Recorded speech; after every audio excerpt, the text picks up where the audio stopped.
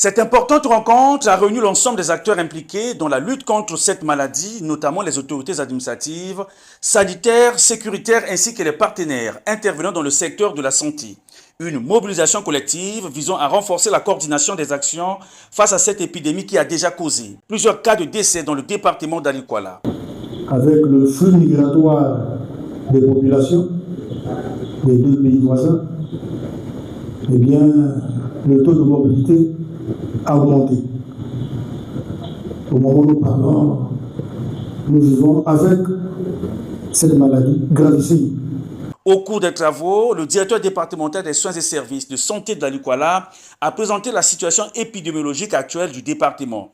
Dans sa communication, il a dressé un état des lieux détaillé de la maladie à travers différentes statistiques, tout en rassurant que les sujets atteints ont été rapidement pris en charge par les équipes locales de santé déployées sur le terrain. Nous avons le district sanitaire du Fono et de Guélébetou. Les deux ont enregistré un taux de létalité de 11,32%, 29 décès et 256 cas. L'objectif final étant d'atteindre un taux de létalité inférieur à 1%. L'épisode de la maladie est maintenant à Iboko. L'Alikwala Sud qu'on a pu maîtriser, mais c'est l'Alikwala Nord qui nous pose problème. Nous sommes obligés de partir. On va aller s'installer pendant 5 jours, recevoir les cas, les traiter et continuer la société. S'en est suivi un échange à bâton rompu entre les différents participants.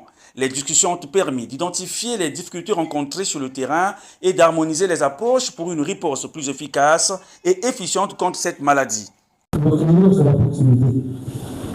Vous avez vu, pendant les élections présidentielles, on a eu des prières de partout. Parce que le son est monté le matin, avant que les gens ne se lèvent, quand ils ont l'information, c'est bien.